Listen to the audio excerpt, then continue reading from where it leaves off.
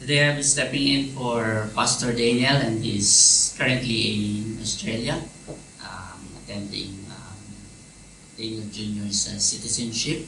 Continue to pray for him as they plan to get back probably this week, and he will come again to the pulpit by next Sunday, God willing. Let's come to the Lord in prayer. Gracious and loving Heavenly Father, Lord, we approach your throne in the name of our only Lord and Savior, Jesus Christ. And by the guidance of the Holy Spirit, we come before you asking for your blessings and guidance as we hear your word today. Give us a heart that is fully accepting of your word and remove all our doubts and anxieties as we hear it, and praying that it will bear fruits of the Holy Spirit in us and give us encouragement throughout our life. In Christ Jesus' name we pray. Amen. I would like to touch on the topic of resurrection, as we have celebrated a few Sundays ago for the Resurrection Sunday. The quest for immortality. Man wants to live forever. Probably mainly or for a different reasons. Maybe man has a deep-seated fear of death.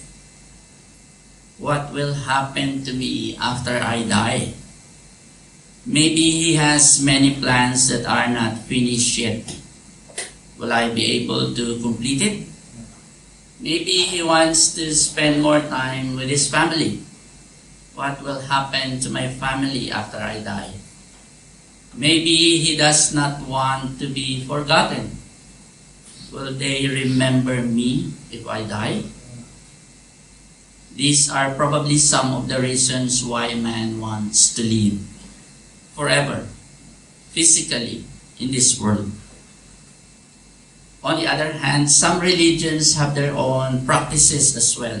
Example, for Buddhism, belief is centered on rebirth, reincarnation, being reborn in a continuous cycle of dying and being reborn again, driven by karma, good actions, rather than transmigration of the fixed soul.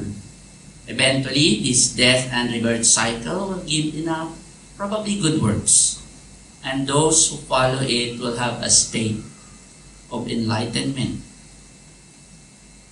A more orthodox type of Buddhist monk in Japan, they practice what they call self-mummification with the purpose to preserve their physical body beyond death. They have a strict diet requirements that support physical preservation, and eventually at the final stage, they consume a certain type of tree sap that acts as a poison that will kill the bacteria that facilitates decomposition. Once this process succeeds, they are exhumed, removed from the grave, and brought to the temple. These are the reasons behind you see sacred Buddhas in some temples. It's a physical body exhumed from the grave. Some religion, this is how they look at resurrection. In the modern times, people also resort to some modern cosmetics preservation, maybe, to preserve their appearance. Some resort to freezing of cells, or maybe for the purpose to preserve their DNA, that hopefully when technology comes, they will get it back and create a new person in them. All of these efforts and belief have the same reason. Somehow man wants to gain immortality, to gain more time, to defy death, to be considered preserved beyond death, not to be forgotten, to be considered significant beyond death. Until now, the modern times and the worldly and secular view are aggressively finding ways to extend life. to gain somehow a sort of immortality and a promise of longer life. But today there is only one true resurrection and eternal life, my dear brothers and sisters. And the only one who offers this is Christ Himself. A resurrection into eternal life, and a resurrection into an immortal, incorruptible body together with Him. Our text for today will come from John chapter 11, verses 25 to 27. Jesus said to her, I am the resurrection and the life. He who believes in me, though he may die, he shall live. And whoever lives and believes in me shall never die. A question to each and every one of us. Do you believe this? This scene, my dear brothers and sisters, was together with in the death of Lazarus when Jesus asked these questions to Martha. Resurrection, the act of rising from the dead or returning to life, mostly notably referring to Jesus Christ Himself. Interestingly, if you go to the internet, you search in the Google, what does resurrection mean? Even the Google itself, it only attributes the word resurrection to Christ. There is no proper and accurate definition of the word resurrection without mentioning Christ. For He alone claimed, together with the multiple witnesses, has displayed and shown the true meaning of resurrection. When we talk about resurrection and never mention Christ, we miss the whole point. Both biblical and secular view, my dear brothers and sisters, resurrection should only be attributed to Christ. Apart from Christ, there should be no discussion about resurrection or talking about biblical resurrection without acknowledging Christ as gravely mocked Him. God willing, we may have 3 points to look at this verse today by the guidance of the Holy Spirit, the power of the risen Christ. For the first part of the verse, Jesus Christ claimed, I am the resurrection. At the verse 25, how does the Bible specifically define resurrection? 1 Corinthians 15:53, for this incorruptible must put on incorruption, and this mortal must put on immortality. A complete change of the physical being from death to life. 1 Corinthians 15:3, for I delivered to you first of all that which I also received, that Christ died for our sins according to the Scriptures, and that He was buried, and that He rose again in the third day according to the Scriptures. I am the resurrection claimed by Christ. He was the only one who claimed, and rightfully so. If you look at as well in the internet, there are around 4,000 different types of religion. Around 4,000 of them. Maybe have the big umbrella and different types of sects and sectarians. All religions of these 4,000, my dear brothers and sisters, only one religion have an empty tomb. The rest of those religions, all of those leaders have died in the tomb, never be seen again. Only Christianity claimed the empty tomb. Now, if there is a leader hoping to follow that, maybe the followers he's guiding them. They worship him, they follow him, they revere him, hoping someday become like him. A religious leader maybe who died and end up in grave. Generally, Consequently, all those who follow this leader who died and did not resurrect will also end up in grave.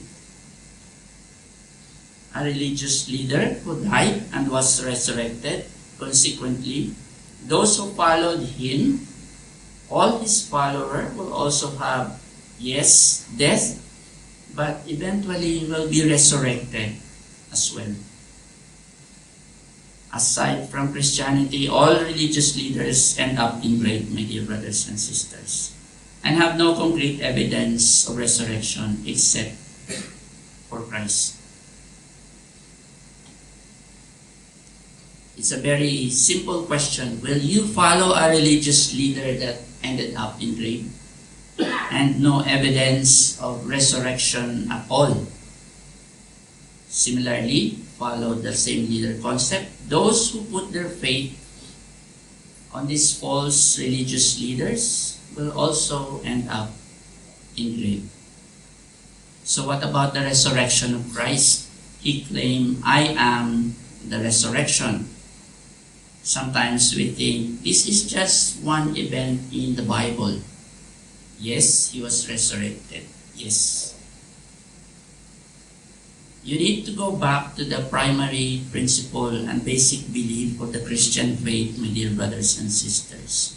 The resurrection of Christ is the foundation and the primary belief of our faith.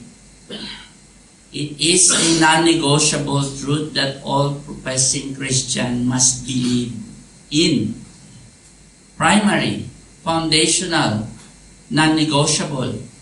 Yes, we may have other beliefs, tertiary, secondary, non-essential issues. Yes, we may fight or debate healthily over it. But when we talk about the resurrection of Christ, this is about the primary foundational belief of the Christian faith. If you profess you are a Christian and deny the resurrection of Christ, then you deny the full identity of Christ. Then you deny the deity of Christ. Then you deny the power of Christ.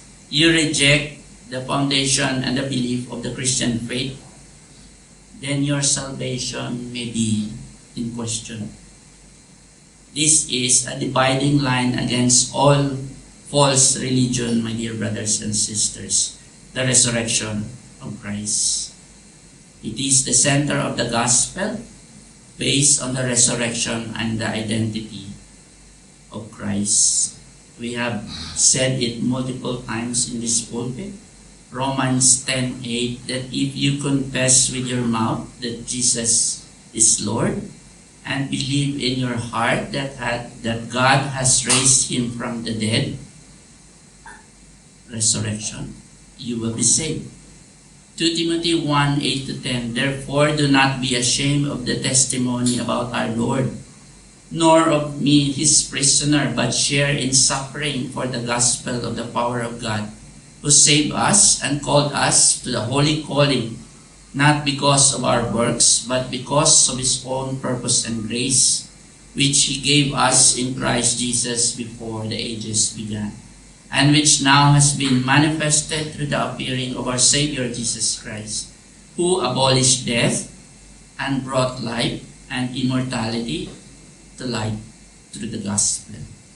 My dear brothers and sisters, the saving word here have two specific requirements. These beliefs: confess with your mouth that Jesus is Lord, and believe in your heart that he was risen from the dead. This is the heart of the gospel.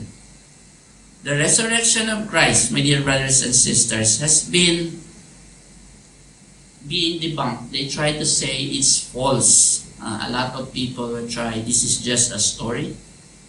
The authenticity and the reality of Christ's resurrection was also supported in the Bible itself. Number one, it is witnessed by a lot of people. The claim and the evidence proves its authenticity.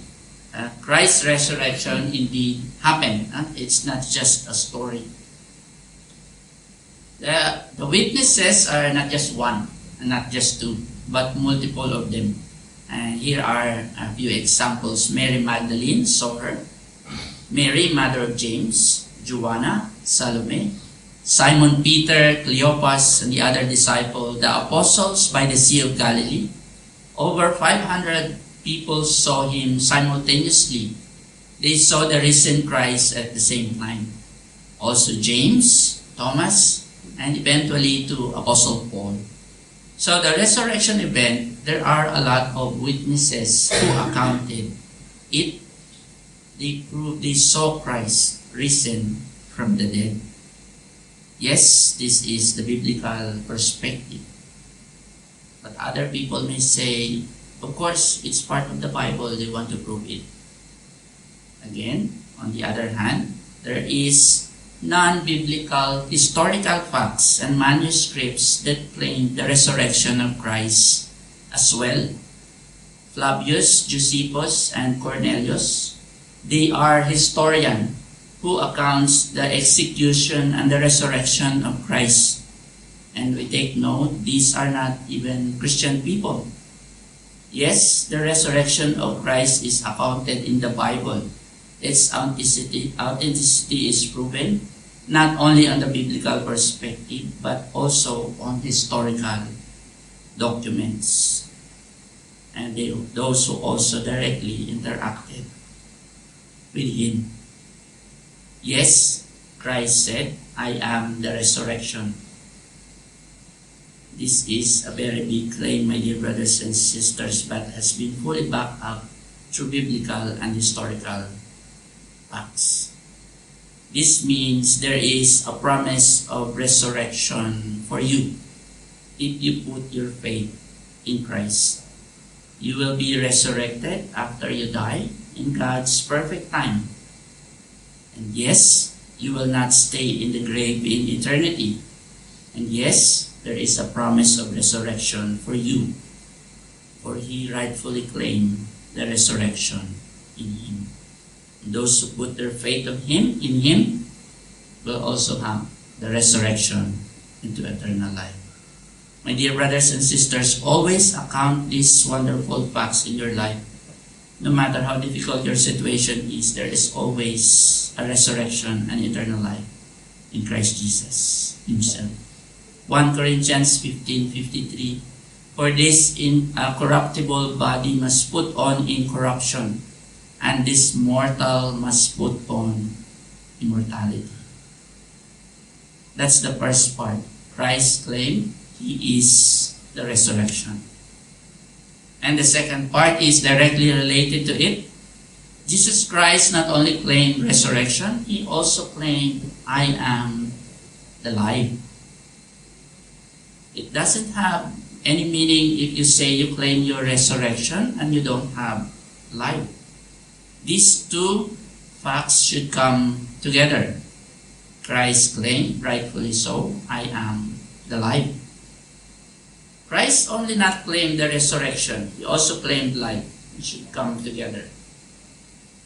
The resurrection of the saints, you, my dear brothers and sisters, once you put your faith in Christ, you have been granted resurrection into eternal life automatically.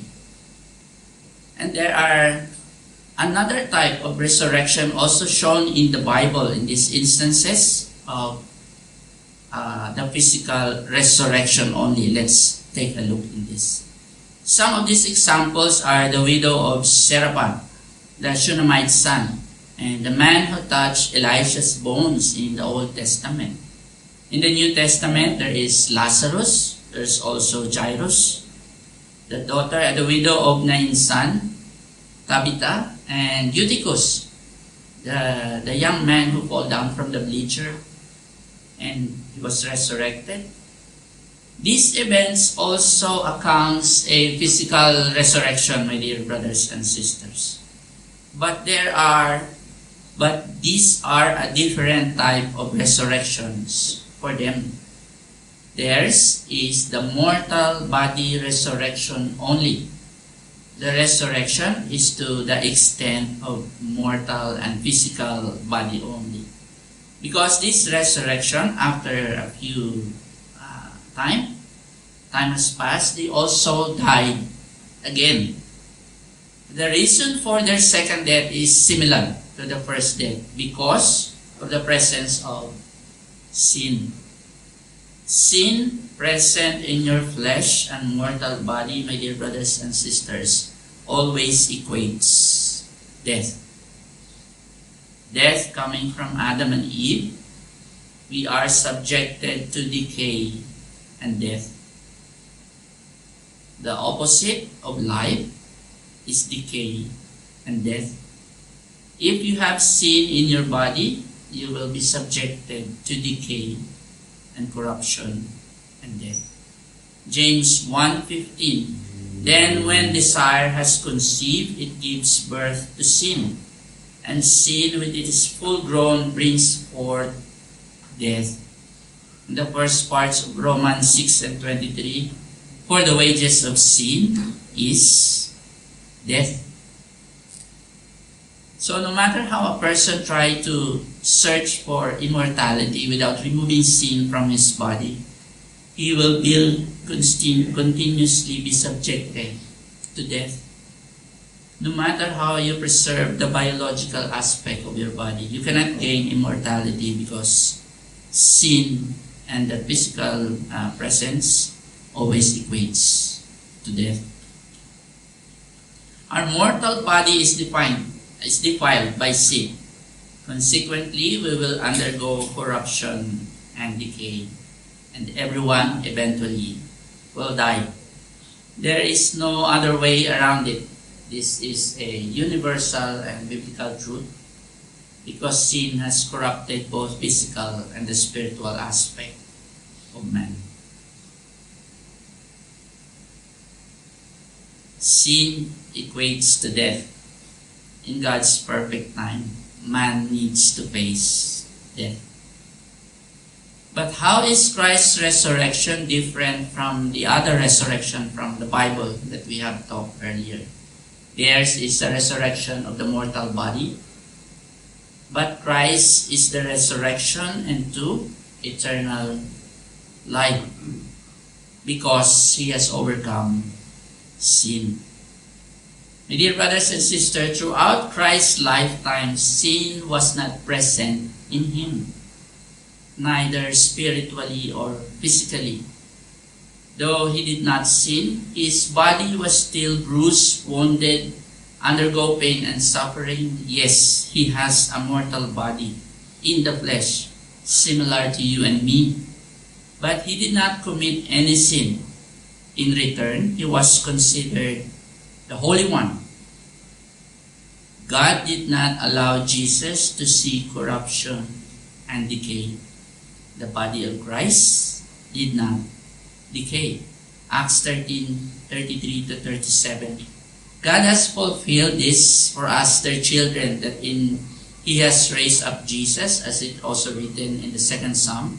You are my son, today I have begotten you, and that He raised Him from the dead, and no more to return to corruption.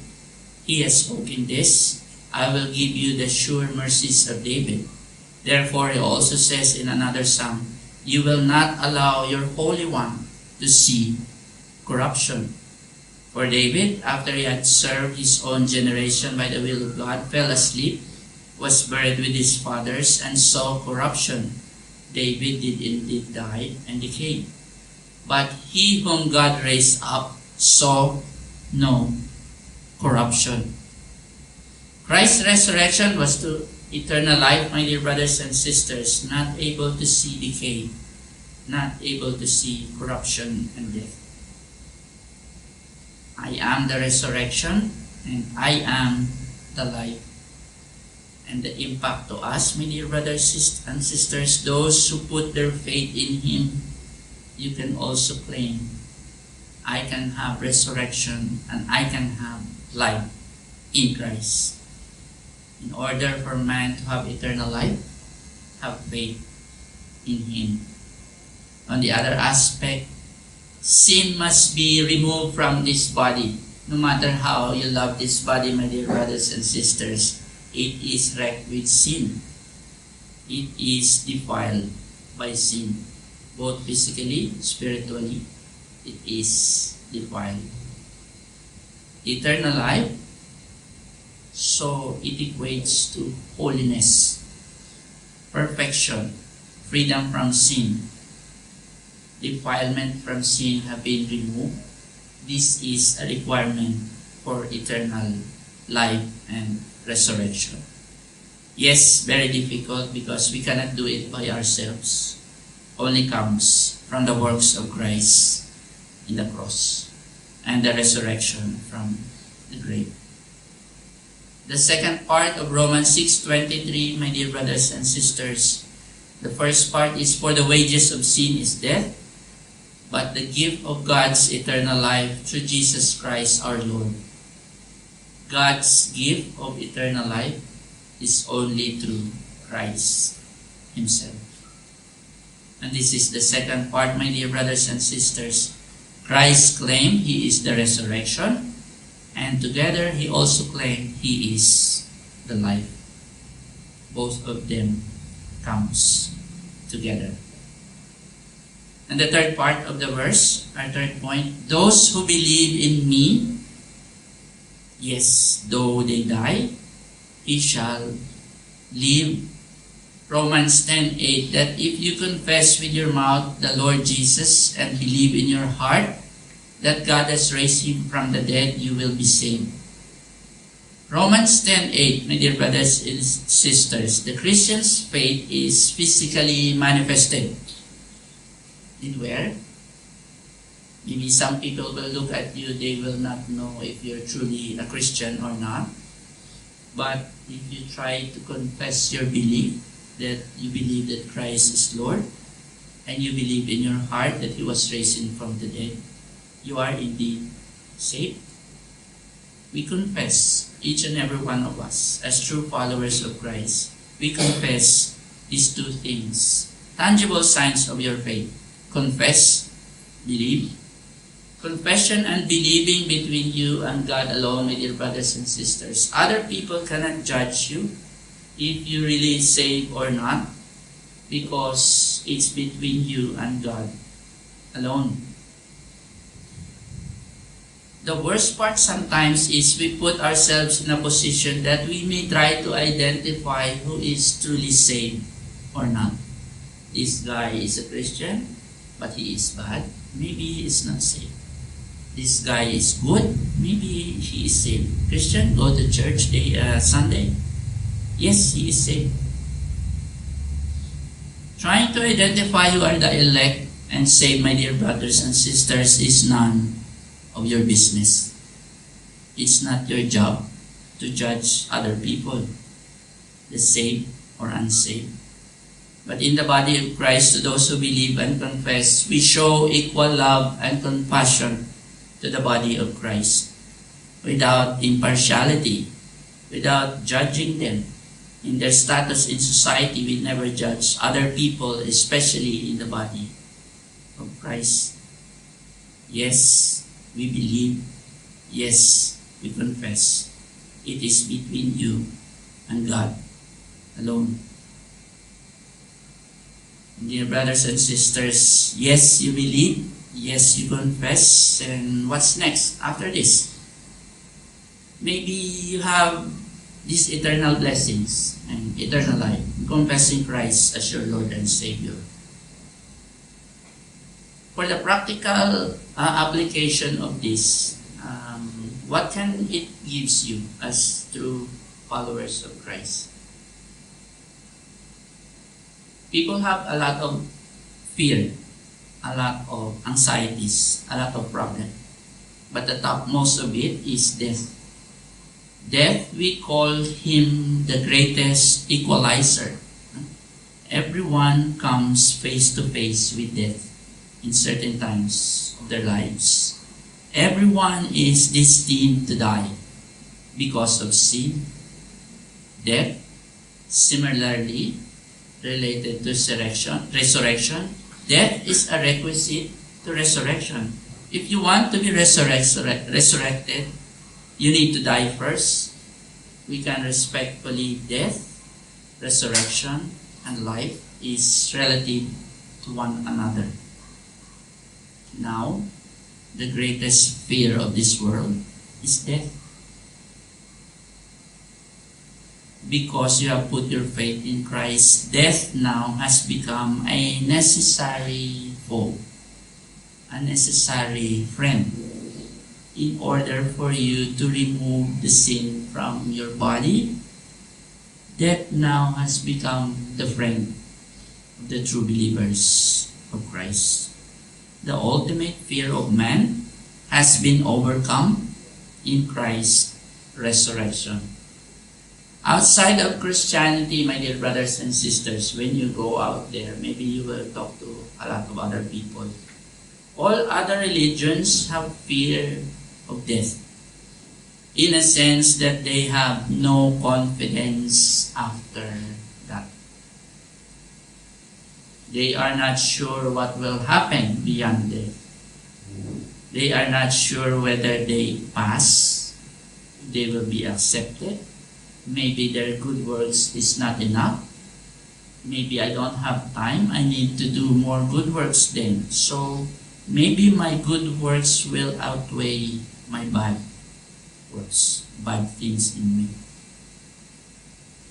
This is why when you talk about death to other people, it's always shunned. Nobody wants to talk about it. But as true believers on Christ, my dear brothers and sisters, death now has become a necessary thing. Because if you have the resurrection in Christ and eternal life, and the text comes from this, those who believe in me, though they die, he shall live. Indeed, each and every one of us will undergo death, my dear brothers and sisters. But our confidence only rests in Christ. Liberation from sin, the removal of the corruption of this physical body, the mortal body turning into an incorruptible one. And more importantly, after the resurrection, our image will become like Christ. Though we may die, we shall live. 1 Corinthians 15:53, for this corruptible must put on incorruption, and this mortal put on immortality. Then it shall be brought to pass, saying that it is written, death is swallowed up in victory. O death, where is your sting? O Hades, where is your victory? The sting of death is sin, and the strength of the sin is the law. But thanks be to God who gave us victory through Christ Jesus our Lord.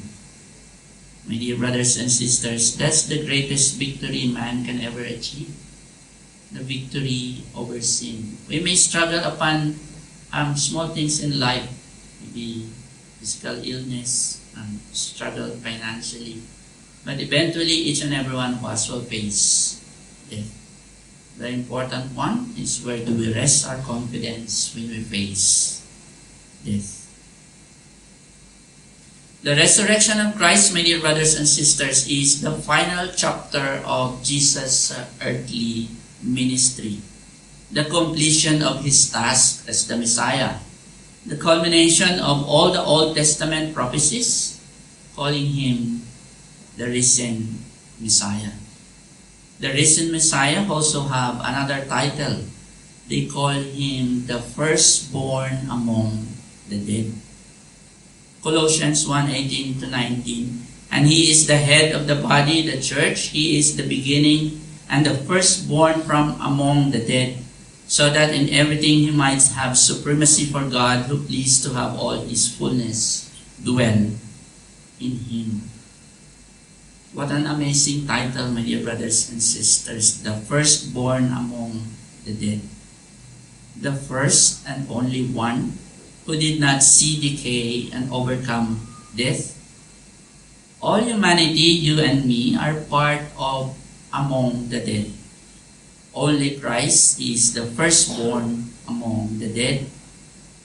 Consequently, those who will have faith in him will be part of those who are reborn among the dead. Those who have risen among the dead.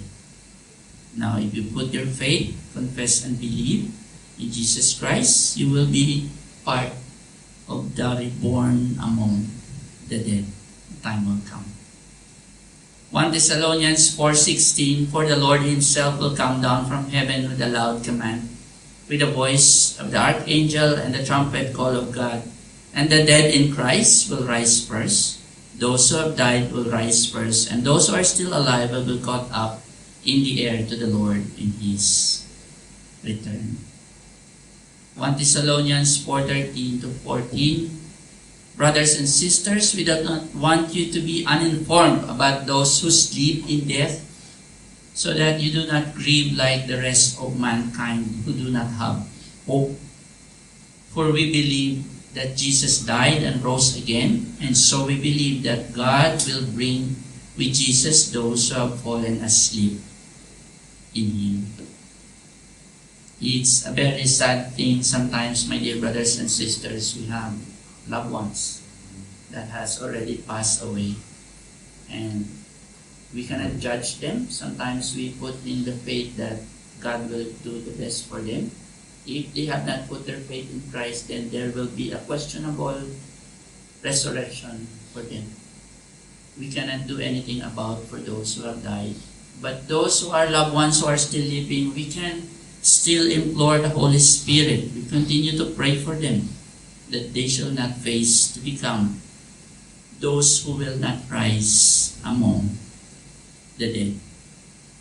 These repeated claims, my dear brothers and sisters of Christ, gives the emphasis, the power, the authenticity, and the assurance of the resurrection of Christ.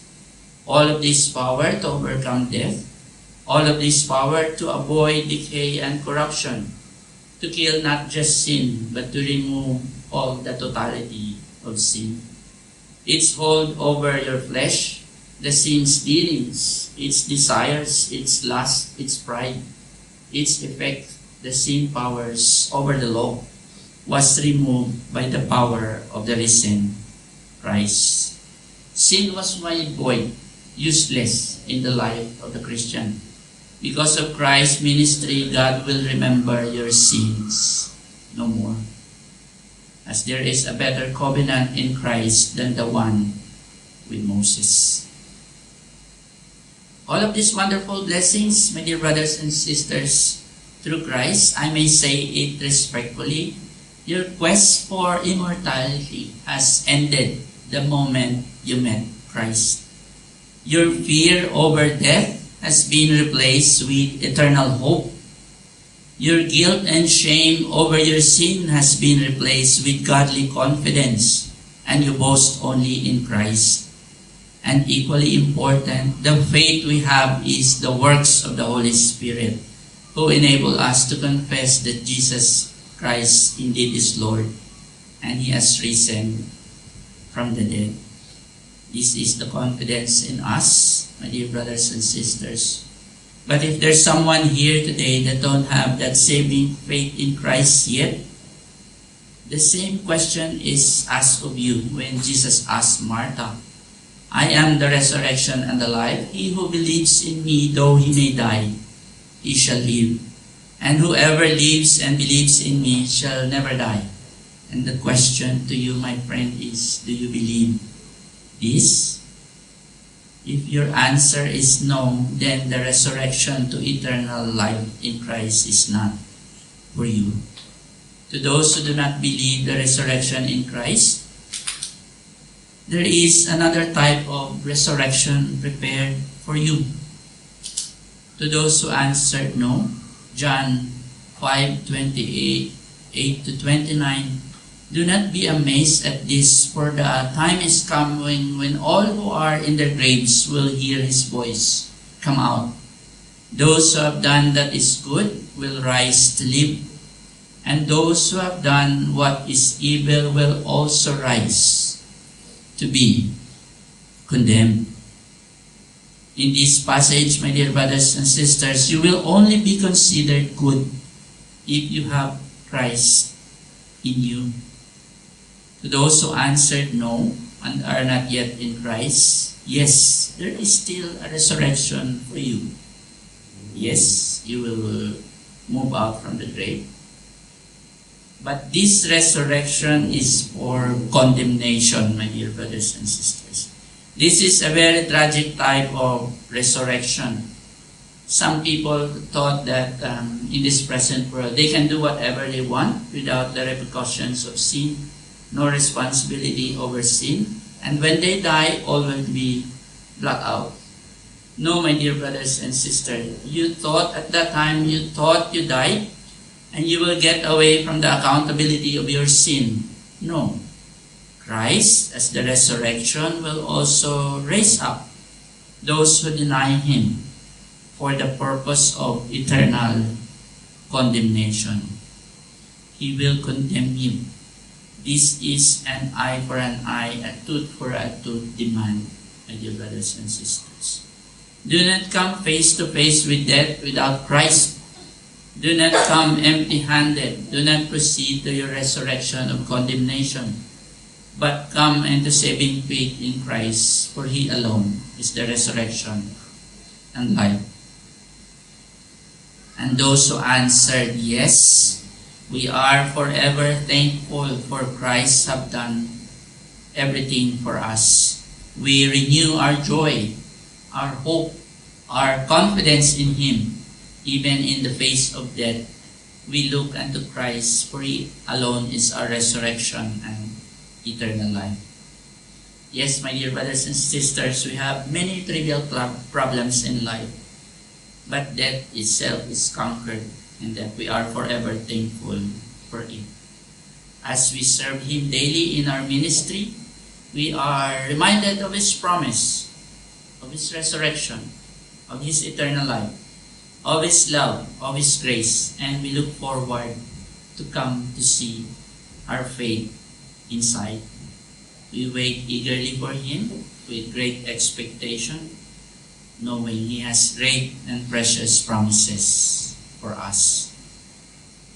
And we end this in John 11:25 to 27, same text. And Jesus said to her, I am the resurrection and the life. He who believes in me, though he may die, he shall live. And whoever lives and believes in me shall never die. Do you believe this? Let's come to the Lord in prayer. Our gracious and loving Heavenly Father, Lord, we thank you and we praise you for this wonderful truth that you have imparted upon us. Thank you for renewing our joy and our confidence in Christ, knowing that He alone is our resurrection and our eternal life. May we continue to pray for the guidance of the Holy Spirit for our loved ones, to those who are not yet in Christ, that they may also truly know who He is, and that He is our only Lord and Savior, that resurrection and eternal life is only found in Him. We continue to pray for our loved ones, O Lord, that you bless them, you touch their heart, and use us as a vessel of truth for them as we continue to share the gospel, not only to our loved ones, but all to the people around us. Thank you for this wonderful truth. May it will bear good fruits of the Holy Spirit in our lives, and it will overflow our joy of the wonderful truths of the gospel as we share this unto other people. In Christ Jesus' name we pray. Amen.